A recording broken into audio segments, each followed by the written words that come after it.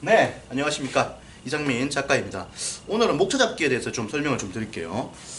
목차를 잡는다. 이거 어떻게 잡아야 되나? 여러 가지 고민이 많이 따를 겁니다. 사실 여러분들이 이 목차라고 하는 것은, 책의 목차라고 하는 것은 뭐다? 이 출판의 80%를 결정짓는 아주 중요한 문제입니다. 예. 이 목차라고 하는 것이 굉장히 중요하다, 이 말이에요. 너무 중요하지. 목차는 뭔데, 그러면은?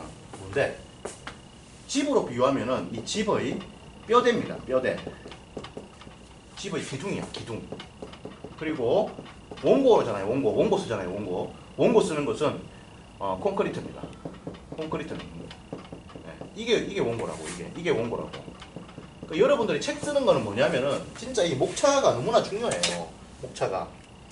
목차 너무 중요합니다. 목차, 이렇게 중요한 목차를 어떻게 잡아야 되나? 여러분들이 목차를 잡을 때는 먼저 첫 번째, 나의 컨텐츠를 충분히 반영해서 넣어야 돼요. 나의 컨텐츠를 충분히 반영해서 넣어줘야 됩니다. 나의 컨텐츠를. 그러니까 내가 하고 싶은 말이 있지 않습니까? 하고 싶은 말이 있으면 이것을 충분히 잘 말을 해줘야 돼요. 그리고 뭐냐?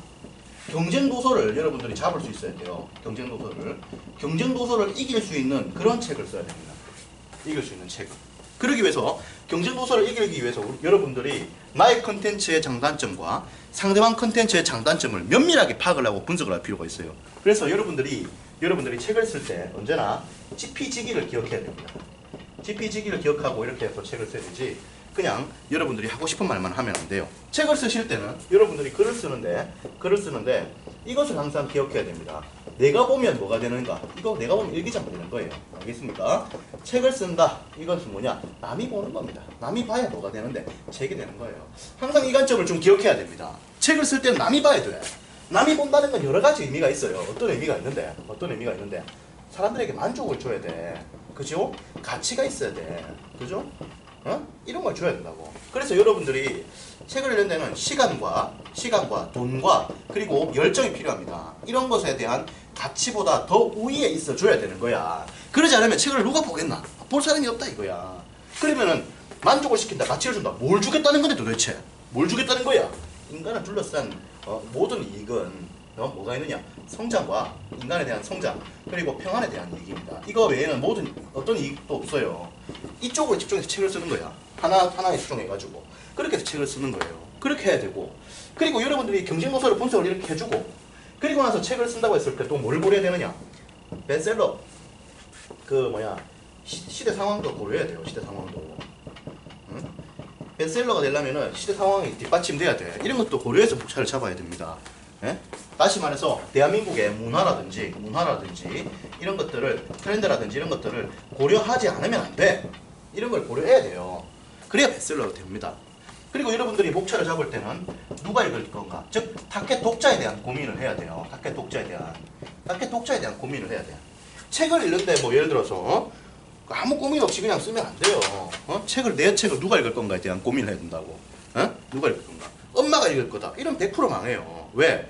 엄마가 누구냔 말이야. 도대체 누구냔 말이야. 20대부터 80대까지가 다 엄마란 말이야. 그럼 엄마의 특징을 잡을 수가 없어. 그럼 100% 망하는 거지. 책을 쓰려고 하는데 특징을 규정할 수 있어야 돼. 그래서 그 규정된 특징에다가 책을 몰아가지고 때려 넣어야 돼. 안 그러면 책이 안 돼. 이 책이라고 하는 것은 뭐냐? 기본적으로 이러한 목차를 통해서 컨셉을 도출하는 것이 책 쓰기의 핵이에요. 굉장히 중요하단 말이에요. 그럼 컨셉이 뭔데? 컨셉이라고 하는 것은 책의 특징과 개념을 설명할 수 있는 하나의 단어, 하나의 문장으로 제시가 돼야 돼요.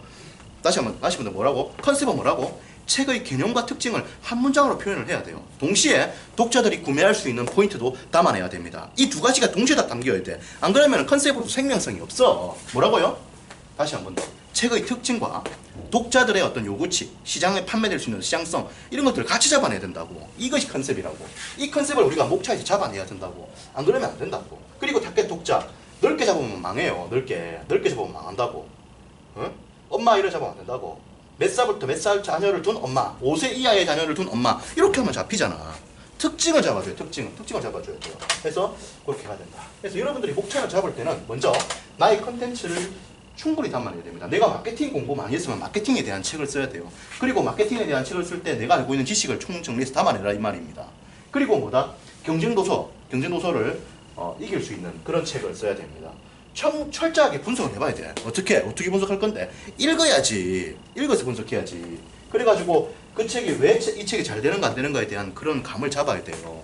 그리고 뭐냐, 베스트셀러라든지 이런 걸 통해서 그러니까 시대 상황을 이렇게 고려해서 베스트셀러를 만들어야 된다 이거예요.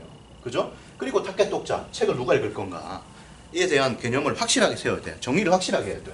그리고 책을 쓸 때는 항상 남이 본다고 생각을 하고, 그리고 만족과 가치를 준다고 생각하고, 그리고 그 만족이라고 하는 것은 성장이냐 평안이냐 이 둘 중 하나다라고 생각을 하고 하시면 됩니다. 네. 또 여러분들과 이야기를 나누도록 하겠습니다. 저는 이상민 작가였고 잠실에 있는 이상민 책쓰기 연구소를 이끌고 있습니다. 네이버 카페 이상민 책쓰기 연구소에 오시면 다양한 정보를 또 얻으실 수 있습니다. 많은 이야기를 또 나누도록 하겠습니다. 여러분들의 책쓰기에 건승을 기원하겠습니다. 파이팅! 네, 이거 좀 끌게요. 네.